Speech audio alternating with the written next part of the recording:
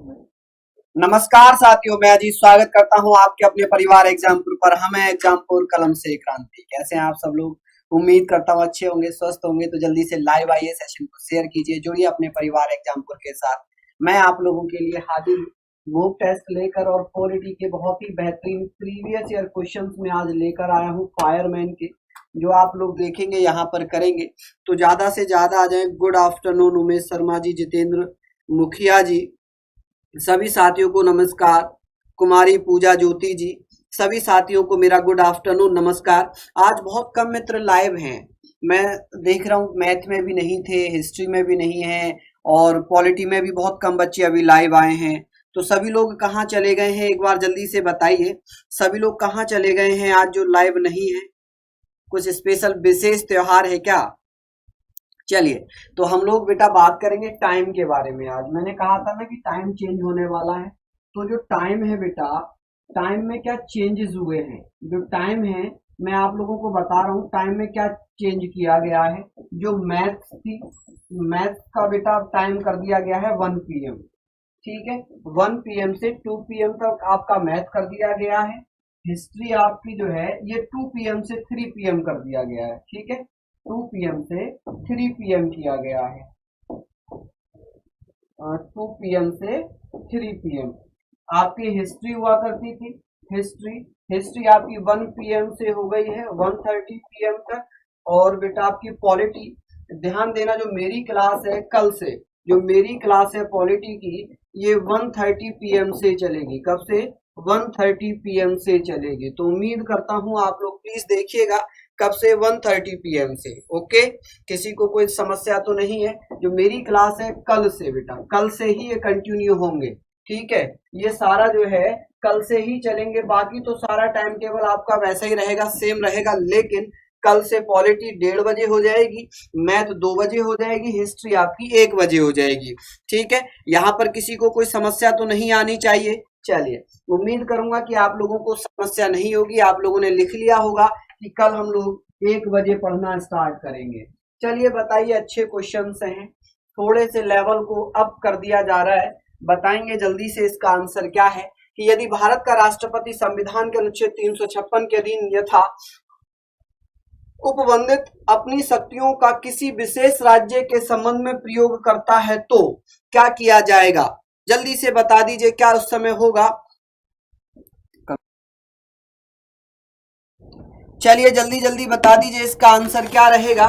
जो मित्र हमारे यहाँ पर देख रहे हैं, इसका आंसर क्या होगा? अनुच्छेद 356 के तहत जब राष्ट्रपति शासन लगता है तो उसमें क्या होता है? जल्दी जल्दी बताइएगा कि उस राज्य की विधानसभा स्वतः भंग हो जाती है, उस राज्य की विधानमंडल की शक्तियां संसद द्वारा या उसके प्राधिकार के अधीन प्रयोज्य हो जाती हैं, उस राज्य में अनुच्छेद 19 निलंबित हो जाता है। जल्दी जल्दी बताइएगा बेटा, इसका क्या आंसर रहेगा? इसका आंसर क्या रहेगा? चीकू तिवारी जी, पैट की क्लास मेरी तो कंटिन्यू चल रही है बेटा, मेरी तो कंटिन्यू चल रही है। ठीक है, बाकी क्लासेस भी चलेंगी। अभी हम लोग यहाँ पर फोकस करते हैं, तो आप लोग इसका बी आंसर दीजिएगा। क्या आंसर दीजिएगा? बी आंसर दीजिएगा। देखिए, जब कभी ऐसा होता है, राष्ट्रपति शासन जब घोषित किया जाता है अनुच्छेद 356 के तहत, तो इसमें भैया संसद की जो शक्तियां होती हैं, संसद द्वारा जो कानून बनाए जाते हैं, उन कानूनों को विधानमंडल के ऊपर रखा जाता है। यानी कि संसद द्वारा बनाए गए कानून यहाँ पर लागू हो जाते हैं। तो इसका आंसर बी होगा। सभी लोगों ने बी जवाब दिया है। चलिए, बहुत बढ़िया। नेक्स्ट क्वेश्चन पे चलेंगे। अगला प्रश्न लिखा हुआ है, जवाब दीजिएगा कि सर अगला प्रश्न आप लोगों के स्क्रीन पर लगा दिया गया है, जवाब दे दें। जल्दी जल्दी बताएं बेटा, इसका आंसर क्या रहेगा? बहुत ही बेहतरीन प्रश्न है, जल्दी से बताएंगे। लिखा, किसी राज्य में राष्ट्रपति शासन की उद्घोषणा के अग्रलिखित से कौन सी परिणाम है? परिणामों का होना आवश्यक नहीं है। राज्यसभा का विघटन होना, राज्य मंत्री परिषद का हटाया जाना, स्थानीय निकायों का विघटन, इनमें से क्या जरूरी नहीं है? जल्दी जल्दी बता दीजिए बेटा, इनमें से क्या जरूरी नहीं होगा? बहुत बढ़िया, जल्दी से बताइए बेटा, इसका क्या आंसर होगा? चलिए जल्दी से बताएं। बहुत ही शानदार क्वेश्चन मैंने आप लोगों के स्क्रीन पर लगे हैं, आप लोग प्लीज जल्दी जल्दी बता दीजिए। देखिए पैट का कोर्स तो कंटिन्यू चल रहा है, आप लोगों का कंटिन्यू चल रहा है, लेकिन कुछ टीचर्स अभी बीमार चल रहे हैं, जैसे कि आरुषि मैम की तबीयत खराब चल रही है तो अभी वो क्लास नहीं ले रही है। एक ही चीज बार बार बताया जा रहा है कि अगर कोई टीचर बीमार होगा तो बेटा मरने को तो वो जाएगा नहीं, वो क्लास ही तभी करेगा जब उसकी तबीयत ठीक हो जाएगी, है ना। तो आप लोग ये समझिए कि टीचर भी इंसान है, जब तक टीचर पूर्ण रूप से स्वस्थ नहीं होगा वो क्लास कैसे ले सकता है। पहली चीज तो आप लोग दिमाग में ये रखें, है ना। या कोई ऐसा हो सकता है कि भाई पहले क्लास है बाद में शरीर है, पहले शरीर है बाद में क्लास है, क्योंकि जब आदमी स्वस्थ होगा तभी तो क्लास ले पाएगा, अन्यथा वो क्लास कैसे ले पाएगा। बाबू आप लोग एक चीज नहीं समझते हैं, आप लोग केवल ये चाहते हैं कि बस क्लास मिलती रहे और आपकी जो भी वो है टीचर भले ही मर जाए कोई दिक्कत नहीं है लेकिन क्लास मिल जाए। ऐसा कैसे पॉसिबल है बेटा। 3 दिन से लगातार एक ही चीज बताता आ रहा हूँ कि आरुषि मैम की तबीयत खराब है, क्लास नहीं ले पा रही है, उस कंडीशन में ही है। रीजनिंग की क्लास आपकी चल रही है, पुलकित सर ले ही रहे हैं, हिस्ट्री की पॉलिटी की क्लास में ले रहा हूँ, आप लोगों की कंटिन्यू पॉलिटी की क्लास चल रही है, एक दिन मिस नहीं हुई है जब से स्टार्ट हुई है, फिर भी आप लोग बेटा पता नहीं क्यों ऐसी बातें करते हैं। जल्दी से बताइए, इसका आंसर दीजिए, क्या इसका आंसर होगा। देखिए इनमें से क्या आवश्यक नहीं है।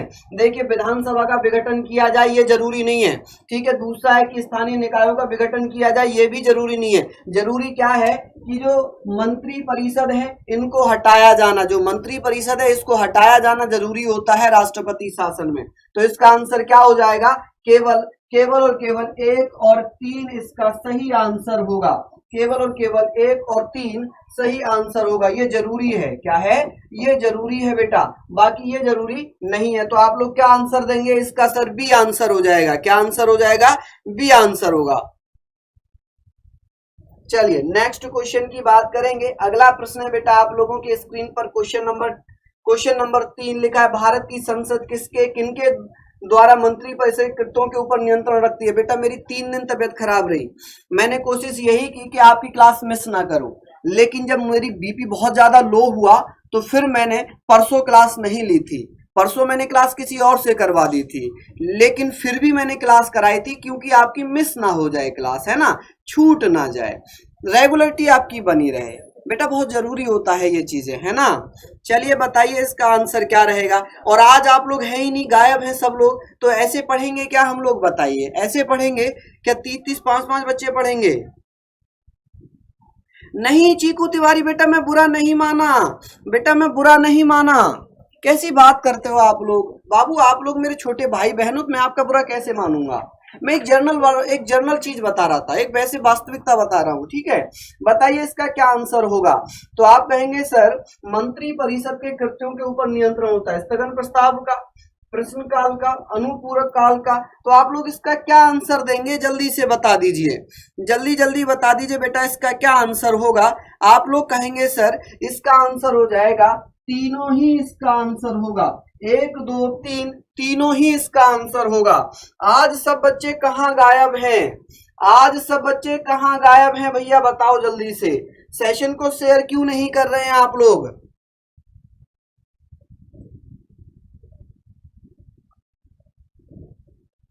चलिए बताइए जल्दी से बताइए इसका आंसर क्या रहेगा।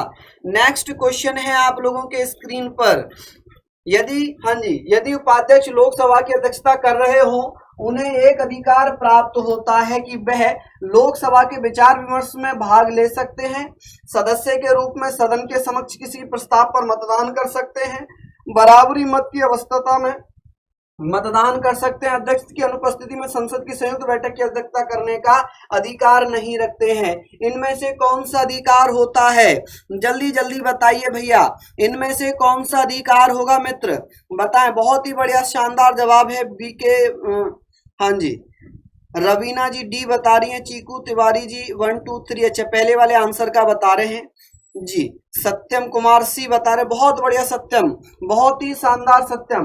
इसका आंसर क्या होगा कि बराबरी की स्थिति में मतदान करने का अधिकार मिल जाता है उपाध्यक्ष को जब वह अध्यक्ष की जगह अध्यक्षता करता है, जब वह अध्यक्ष की जगह अध्यक्षता करता है। जो डिप्टी स्पीकर होता है जब वो स्पीकर के रूप में अध्यक्षता करता है तो उसे बराबर मत आने की स्थिति में मतदान करने का अधिकार मिल जाता है। सी इसका सही आंसर होगा। जितेंद्र जी बता रहे हैं सी, बहुत ही बढ़िया। पल्लवी जी बी बता रही है बेटा, नहीं पल्लवी, हाँ जी चलिए बहुत ही बढ़िया। चीकू तिवारी सी बता रहे हैं। चलिए नेक्स्ट क्वेश्चन पे चलेंगे। अगला प्रश्न है कि संसदीय व्यवस्था के अंतर्गत विधानमंडल के मंच पर किसी मंत्री के प्रस्ताव के पारित हो जाने की दशा में सरकार एक साधारण अविश्वास प्रस्ताव की प्रतीक्षा करती है। प्रधानमंत्री द्वारा संबंधित मंत्रियों को डांटा जाता है, मंत्री को त्याग पत्र देने के लिए बाध्य किया जाता है, संपूर्ण मंत्री परिषद त्याग दे देती है या त्याग पत्र कर देती है। आज 3 बजे मैं मंत्री परिषद ही कराऊंगा, आप लोग वहां पर जरूर आना। चलिए इसका जवाब दीजिए भैया जी, जल्दी जल्दी जवाब दीजिए। विजय के बहुत परेशान है, क्या हुआ विजय के, आप क्यों रो रहे हैं बेटा, बताइए जल्दी से, क्या समस्या है आपकी। हाँ जी, देखिए मैंने आप लोगों को पढ़ाया होगा और मैंने कल भी जो मेरी 3 बजे क्लास लेती मैंने वहां पर कहा भी था कि मार्ले ने कहा था कि प्रधानमंत्री कैबिनेट रूपी मेहराब की आधारशिला है, यानी कि मंत्री परिषद की नींव का पत्थर होता है प्रधानमंत्री। इन्होंने कहा कि प्रधानमंत्री के साथ साथ अन्य मंत्री डूबते और तैरते हैं। क्या कहा था इन्होंने कि मंत्री परिषद के जो सदस्य होंगे वो एक साथ तैरते हैं और एक साथ डूबते हैं। तो इसका मतलब ये है, तो संपूर्ण मंत्री परिषद त्याग पत्र दे देगी। यदि किसी मंत्री का कोई प्रस्ताव पास नहीं होता है तो संपूर्ण मंत्री को त्याग पत्र देना पड़ता है। इसका डी आंसर हो जाएगा। क्या आंसर हो जाएगा, डी आंसर होगा, क्योंकि मार्ले ने कहा था कि जो मंत्री परिषद है, क्या है, जो मंत्री परिषद है, मंत्री परिषद के सदस्य, मंत्री परिषद के सदस्य एक साथ तैरते हैं और एक साथ डूबते हैं। क्या होता है, एक साथ तैरते हैं, एक साथ डूबते हैं। याद रखेंगे क्या करते हैं, डूबते हैं। तो ये सारी चीजें तो आप लोग क्लियर करके लिख ही लेना। नेक्स्ट क्वेश्चन पे चल रहे हैं। बताइए कि भारत की संसदीय शासन प्रणाली या ब्रिटेन की संसदीय शासन प्रणाली में अंतर का बिंदु निम्नलिखित में से कौन सा हुआ। सामूहिक उत्तरदायित्व, न्यायिक परीक्षा, द्विसदनात्मक व्यवस्थापिका या वास्तविक एवं नामात्र की कार्यपालिका। जल्दी जल्दी बताइए। अंतर वाला बिंदु पूछा गया है, अंतर वाला बिंदु पूछा गया है। चलिए देखिए, आज दिल दुख गया, आज बहुत दिल दुखा। 300 बच्चों से केवल 63 बच्चे। आज कहां गए सब लोग, आज सब लोग कहां गए। बहुत ही बढ़िया, हाँ जी तिवारी जी सही है, मंत्री परिषद की नींव का पत्थर है, बिल्कुल। मार्ले ने कहा था, मिंटो मार्ले, मार्ले ने कहा बेटा, किसने, मार्ले ने, मार्ले ने कहा कि जो प्रधानमंत्री होता है वो नींव का पत्थर है और मंत्री परिषद का नींव का पत्थर प्रधानमंत्री है। और इसी में कहा कि जो मंत्री परिषद है वो एक साथ तैरती है, एक साथ डूबती है। अगर कोई मंत्री कोई भाषण दे रहा है तो वो उसका खुद का व्यक्तिगत भाषण नहीं होता, वो कलेक्टिव रेस्पॉन्सिबिलिटी होती है, यानी कि सामूहिक जिम्मेदारी होती है मंत्री परिषद की। आज वो सारी चीजें मैं 3 बजे क्लियर करूंगा। तो यहां पर आप लोग बताएंगे न्यायिक समीक्षा की बात होगी, क्योंकि ये हमने यूएसए के संविधान से लिया है। कहां से, यूएसए के संविधान से। ये ब्रिटेन के संविधान से लिया है, ये हमने ब्रिटेन के संविधान से, ये ब्रिटेन के संविधान से, ये आर्टिकल 75 सब क्लोज 3, ठीक है, ये सब पढ़ा है हम लोगों ने। चलिए नेक्स्ट क्वेश्चन पे चलेंगे। अगला प्रश्न है, नेक्स्ट क्वेश्चन है भैया, जल्दी से जवाब दीजिएगा। लिखा हुआ है कि निम्नलिखित सिद्धांतों में से कौन सा एक मंत्रिमंडलीय और अध्यात्मक शासन प्रणालियों में भेद प्रकट करता है। जल्दी जल्दी बता दीजिए इसका क्या आंसर होगा, जल्दी से बताइए। हाँ जी बहुत बढ़िया, रावत आर्मी जी बेटा आप अपना नंबर शेयर कर दीजिए, हमारे जो एडिटर साहब हैं आपका नंबर देख लेंगे और फिर आपको कांटेक्ट कर लिया जाएगा कि क्या दिक्कत है, क्यों आपकी बुक्स नहीं आ रही हैं। ठीक है, आप अपना नंबर शेयर कर दीजिए, हमारे एडिटर सर देख लेंगे। चलिए बहुत ही बढ़िया, पासी विनय कैथवास, कैटवास है आपका नाम, कैटवास या कैटवास। देखिए यहां पर बताइए, तो मंत्रिमंडलीय अध्यक्षतात्मक शासन प्रणालियों में प्रकट है सरकार का निश्चित काल, न्यायिक पुनरावलोकन, विधायिका का कार्यपालिका से संबंध, या हम लोग यहां पर बात करें कि शासन शक्तियों का संकेंद्रण अथवा विभाजन लिखा हुआ है। कौन सा एक मंत्रिमंडलीय और अध्यक्षात्मक शासन प्रणालियों में मतभेद है? जल्दी जल्दी बता दीजिए इसका क्या आंसर होगा। बहुत बढ़िया प्रश्न है। चलिए तो आप लोग कहेंगे सर इसका है विधायी पालिका का कार्यपालिका से संबंध। विधायी पालिका का कार्यपालिका से संबंध, ठीक है जी। चलिए नेक्स्ट क्वेश्चन पे चलें, अगले प्रश्न पर चलते हैं। नेक्स्ट क्वेश्चन पे चल रहे हैं। अगला प्रश्न है, लिखा हुआ है निम्नलिखित में से कौन सा संसदीय शासन प्रणाली का अभिन्न, देखिए ये शब्द का प्रयोग किया गया। अब यही शब्द आया और हम लोग कंफ्यूज हो गए। कंफ्यूज क्यों हो गए कि अभिछिन्नित तत्व है, इसका मतलब यह है कि कौन सा अलग है। अभिछिन्नित तत्व का मतलब है अलग है, सेपरेट है। तो आप लोग क्या बताएंगे कि सर संविधान का लचीलापन, कार्यपालिका विधायिका का संयोजन, न्यायपालिका की सर्वोच्चता, संसदीय संप्रभुता। जल्दी जल्दी बता दीजिए बेटा इसका क्या आंसर होगा।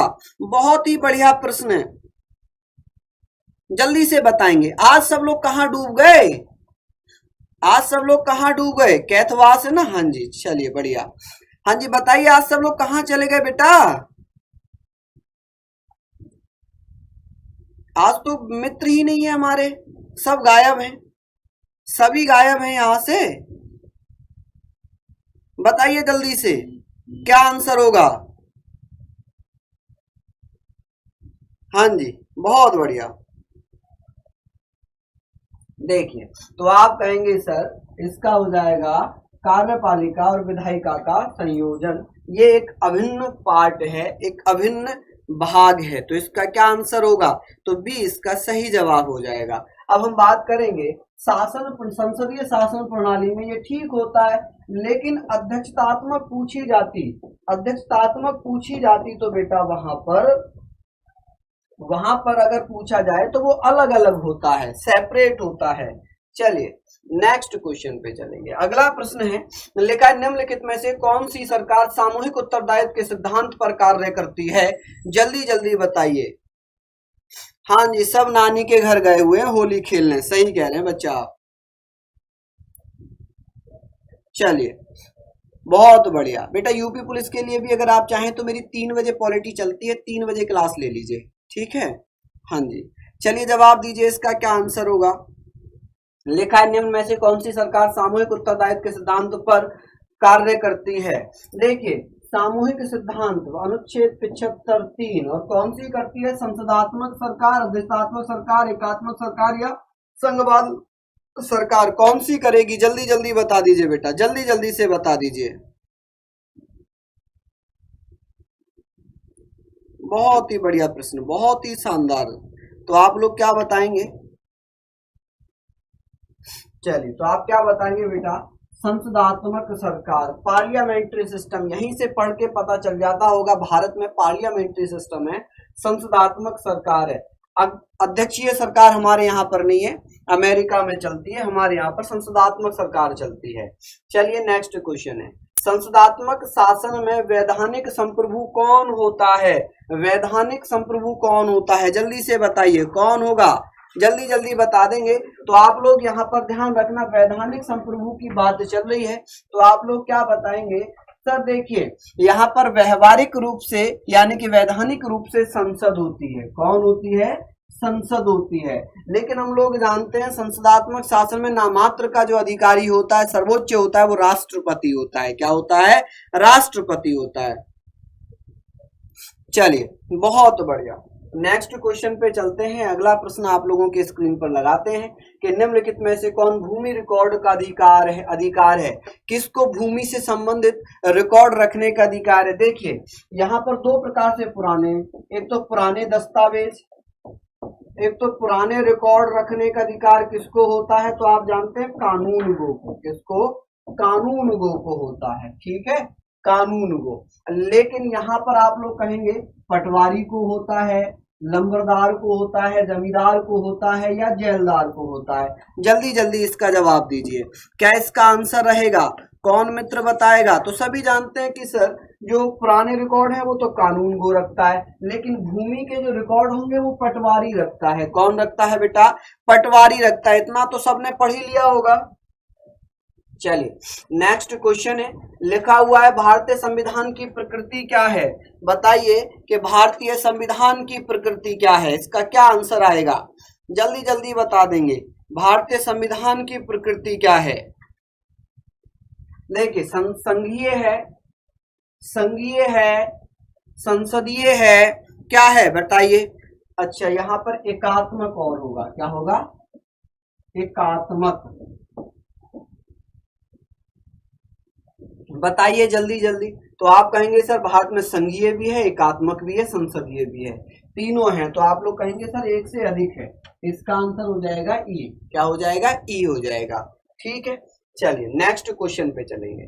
ये है आपका होमवर्क, ये है आपका होमवर्क, और आप लोग इसे घर से करके आएंगे। कहाँ से, घर से। और अभी 3 बजे मेरी क्लास है पॉलिटी की, 3 बजे यूपी SSC पैट में, जिसमें लेखपाल, video, UP constable, NTPC, group D, किसी में भी आप लोग उसको पढ़ लेना, बहुत ही महत्वपूर्ण क्लास है। चलिए तो फिर मिलते हैं 3 बजे। और आप लोग जिन्होंने अभी तक हमारे चैनल को सब्सक्राइब नहीं किया है, और मैं बता दूं कि 31 मार्च सुबह 11 बजे आप लोगों के लिए 40 कोर्सों का एक महाकुंभ लॉन्च होने वाला है, फ्री क्लासेस रहेंगी, आप लोग वहां पर जरूर लाइव आइएगा। ठीक है, चलिए मिट्ठू जी तिवारी, बिल्कुल आपका कमेंट शो हो रहा है बच्चा, बिल्कुल शो हो रहा है आपका। ठीक है, तो फिर मिलते हैं आपसे अभी 3 बजे। तब तक के लिए आप लोगों से अलविदा चाहूंगा। धन्यवाद, नमस्कार, जय हिंद, जय एग्जामपुर कर, विजय एग्जामपुर।